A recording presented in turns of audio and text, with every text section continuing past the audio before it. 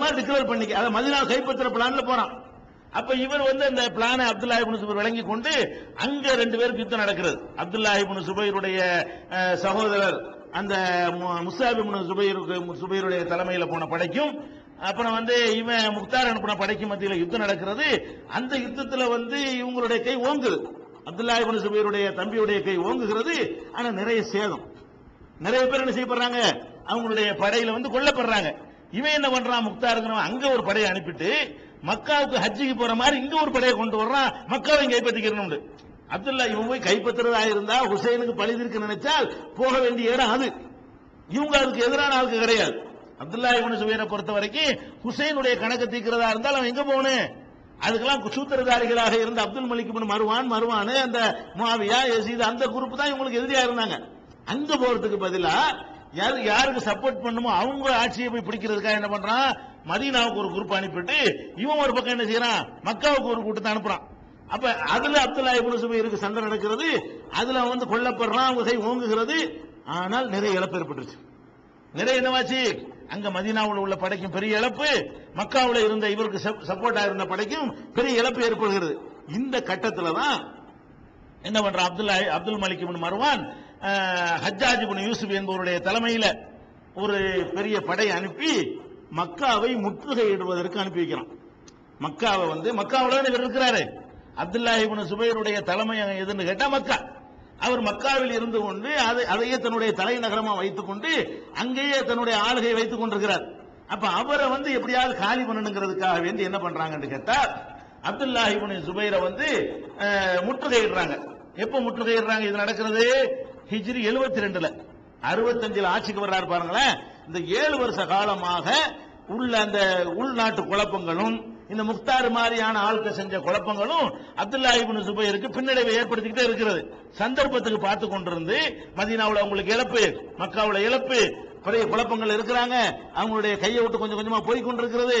இந்த நேரத்தில் நம்ம உள்ள நுழைஞ்சோம்னு சொன்னா மக்காவை எடுத்துடலாம், மக்காவை எடுத்து அப்துல்லாஹ் இப்னு சுபைரை காலி பண்ணிட்டோம்னு சொன்னா மொத்த சாம்ராஜ்யம் நம்ம கைக்கு வந்துடும் அப்படிங்கிற ஒரு கணக்கு பண்ணி என்ன பண்றாருன்னு கேட்டா, மக்கா புனிதமிக்க, எந்த இடத்துல ஆயுதம் தூக்கக்கூடாதோ, எந்த இடத்துல சண்டை தடுக்கப்பட்டிருக்கிறதோ, எந்த இடத்துல போர் கூடாது மார்கள் தடுக்கப்பட்டிருக்கிறதோ அதை நோக்கி படை நடத்தி கொண்டு செல்கிறார்கள். மக்காவை ஹஜ்ஜாஜ் இப்னு யூசுப் என்பவருடைய தலைமையில ஹிஜ்ரி 72ஆம் ஆண்டு முற்றுகையிடுறாங்க. அப்ப ஏறக்குறைய 65ல இருந்து 72 வரைக்கும் ஒரு 7 ஆண்டு காலம் அந்த காபா சொன்னோம்ல, 7 வருஷம் அந்த நிலையில் இருக்குது. காபாங்கிறது இந்த முற்றுகையில் கொல்லப்பட்ட பிறகுதான் அது மாற்றப்படுகிறது. 65ல அப்துல்லாஹ் இப்னு சுபைர் கட்டி அந்த காபாவுடைய வடிவம் இவர் இந்த முற்றுகைக்கு பிறகு இப்ப ஜெயிப்பார் இல்லையா, அதுக்கப்புறம் தான் அந்த வடிவம் மாற்றப்படுகிறது. அப்ப 72ல முற்றுகையிடுறாங்க. எப்ப முற்றுகையிடுறாங்க தெரியுமா, துல்ஹஜ் மாதம் முதல் தேதி. ஹஜ்ஜிக்குன்னு மக்கள்லாம் குழுமிட்டாங்க, வெளியூர் மக்கள்லாம் சாரசாரையா வந்துகிட்டு இருக்கிறாங்க. அப்ப உள்ள போனவங்க உள்ள, வெளியே வந்தவங்க வெளியே ரவுண்ட் கட்டிடுறாங்க. அதுக்கு பிறகு யாரையும் ஹஜ் செய்ய விட மாட்டேங்கிறாங்க. உள்ள போன மக்கள் வெளியே வர விட மாட்டேங்கிறாங்க. இந்த ஹஜ்ஜாஜ் இப்னு யூசுஃபுடைய படை என்ன பண்ணுது, புனித மண்ணுல போய் ரவுண்ட் அடிக்குது, ரவுண்ட் கட்டுது. சுத்தமா எவ்வளவு நாளைக்கு முற்றுகையிடுறாங்க, துல்ஹஜ் 1ல இருந்து 72 துல்ஹஜ்ஜுக்கு அடுத்து முஹர்ரம் பிறந்தால் 73 துல்ஹஜ் கடைசி மாசம். 72ஆம் ஆண்டு துல்ஹஜ் மாசம் பிற 1ல போட்ட முற்றுகை எப்ப முடியுதுன்னு கேட்டா, ஜமாதுல் அவ்வல் மாசம், துல்ஹஜ், முஹர்ரம், சஃபர், ரபியுல் அவ்வல், ரபியுல் ஆகிர், ஜமாதுல் அவ்வல். அப்ப 5 முழு மாசமும் ஜமாதுல் அவ்வல் 17. அப்ப 5 முழு மாசமும் ஒரு 17 நாளும் இந்த மக்காவை முற்றுகை இடுகிறார்கள். துல்ஹஜ் மாசம் 1ல போய் இந்த ஹஜ்ஜாஜ் இப்னு யூசுப் போட்ட முற்றுகை எவ்வளவு நாளைக்கு நீடிக்குது, 150 பிளஸ் 17 வைங்களேன், 30 நாள் சராசரியா போடுங்களேன். 5 மாசத்துக்கு ஒரு 150 நாள், ஒரு 17 நாள், 167 நாட்கள் காபாவை சுத்தி முற்றுகையிடுகிறார்கள். இந்த முற்றுகையில என்னன்னு கேட்டா, பொதுவாக யுத்தத்துல முற்றுகைங்கிறது ஒரு பெரிய முற்றுகையிடப்பட்டவர்களுக்கு பின்னடைவை ஏற்படுத்தும். முற்றுகையிட்டவர்களுக்கு முற்றுகையிடப்பட்டவர்களுக்கு என்ன வித்தியாசம், ரவுண்டு கட்டிட்டாங்கன்னு வைங்களேன், அவங்க உள்ள இருந்து வெளியே எந்த தொடர்பும் கொள்ள இயலாது, எந்த சரக்கு அவங்களுக்கு வராது. உள்ள இருக்கிற சரக்கு தீர்ந்தால் தன்னாலேயே பல்ஸ் இறங்கிட்டே வரும். ரவுண்டு கட்டி நிக்கிறவன் எங்க இருந்து வேணாலும் வரும், அவனுக்கு அவன் என்ன வேண்டாலும் சரக்குகளை கொண்டு வரலாம், ஆயுதங்களை கொண்டு வரலாம்.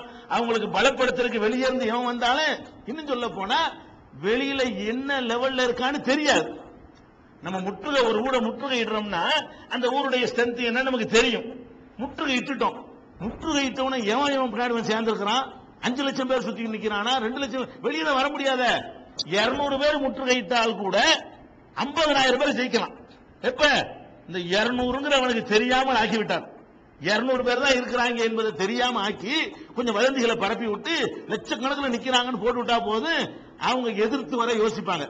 ஆஹா, நம்ம ரவுண்டு வளைக்கப்பட்டு விட்டோம். இவர் மக்காவை என்ன செய்யறாரு, ஹஜ்ஜாஜ் யூசுடைய தலைமையில போன படை ஏறத்தாழ 6 மாசம், 5.5 மாசத்துக்கு மேல 5.5 மாசத்துக்கு மேல முற்றுகையிடுறாங்க. முற்றுகையிட்டு என்ன பண்றாங்க, அதான் முக்கியம். முற்றுகையிட்டு வாழை கத்தியை வச்சு தானே போராட்டம் பண்ணுவாங்க. இவர் தான் என்ன ஹஜ்ஜாஜ் சிந்தனையில தான் இந்த பீரங்கியே முதல்ல உண்டாக்கப்படுகிறது. பீரங்கி என்று சொன்னால் வெடிகுண்டுகள் மருந்துகள் போட்டு போடுற பீரங்கி இல்லாம அந்த விசை சக்தியை பயன்படுத்தி ஒரு பெரிய செங்கலதி வச்சு அமுக்கணும்னா மனுஷன் எறியதை விட 100 மடங்கு வேகமா போகும். அதாவது நம்ம இது பண்றோம்லங்க, இந்த வேட்டையாடும் போது அடிக்க மாட்டோமா, அந்த மாதிரி உள்ளது. அந்த மாதிரி உள்ள ஒரு கருவியை தயார் பண்ணி கொண்டு உருண்டை கருக்குள்ள கொண்டாந்து வைக்கிறாங்க. வச்சு பயங்கரமான சக்தியோட இழுக்கிறாங்க. ஸ்பிரிங்லாம் வச்சு அப்படி ஒரு இழுக்கிறாங்க. அந்த கல்லு வேகமா போய் என்ன செய்யறது, ஊருக்குள்ள விழுவுறது. ஊரை சுத்தி ரவுண்டு கட்டிக்கிட்டு கல்லை விட்டு எரிஞ்சா அவளுக்கு போவாதுல, மனிதனுக்கு அவ்வளவு பெரிய கல்லை தூக்கி எரியவும் முடியாது. அந்த மிஞ்சனீக்குங்கிற பேர்ல உள்ள பீரங்கியை தயார் பண்ணி அந்த பீரங்கியை இழுப்பதற்கே 10-15 பேர் இழுக்கணும். இழுத்தவரை விடணும்.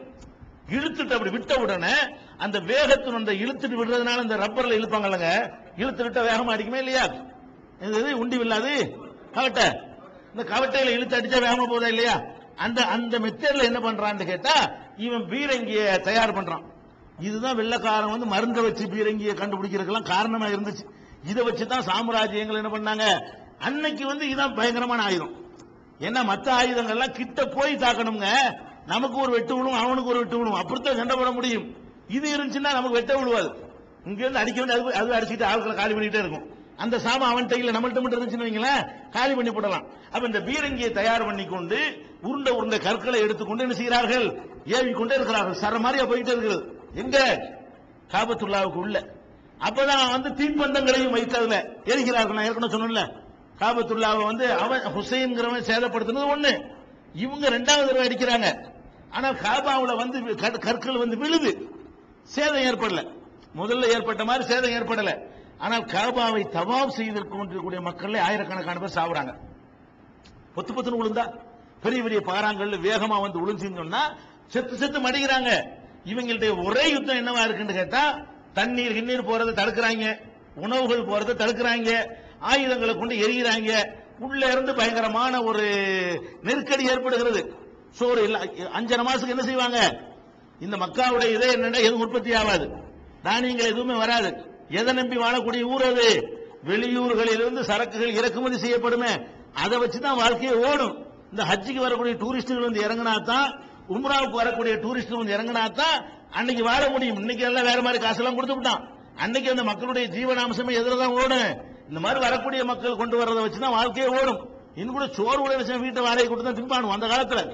அந்த மாதிரியான ஒரு வறுமையில இருந்த அந்த சமுதாயத்தின் மீது இவங்க வந்து பீரங்கிகள் அடிச்சா என்ன செய்வாங்க, அங்க வீக் ஆகிட்ட வருது. ஆகா, வெளியில உள்ள சூழ்நிலை தெரியல. கொஞ்சம் அவர் அறிவிக்கிறார், இங்க இருந்த ஆட்களை விட்டு என்ன செய்யறாரு, அறிவிக்கிறார். அப்புறம் என்ன செய்யறாங்கன்னு கேட்டா, முற்றுகை வந்து உள்ள நெருங்கிக்கிட்டே போறாங்க. போய் மக்காவின் மீது செலுத்தின முற்றுகையை மஸ்ஜிதுல் ஹராமின் மீது உள்ள முற்றுகை ஆக்கிடுறாங்க. அதுக்குள்ளதான் அவர் இருக்கிறார். மக்கா ஊரையே முற்றுகை பண்ணியிருந்தாங்கல்ல, முற்றுகை பண்ணி கொண்டு கொஞ்சம் கொஞ்சமா நகர்ந்துகிட்டே போறாங்க. போய் அவங்களுடைய எப்படி குறுக்கிற ஆட்களை அவங்களுடைய எல்லையை வந்து குறைக்கணும். முற்றுகையிட்டோம்னு சொன்னா விரிவான எல்லையை கொடுக்க கூடாது. அந்த ஒரு டெக்னிக்கல் என்ன பண்றாருன்னா முற்றுகையை குறைச்சிக்கிட்டே போறாரு. எல்லாம் மஸ்ஜிதுல் ஹராம்ல போய்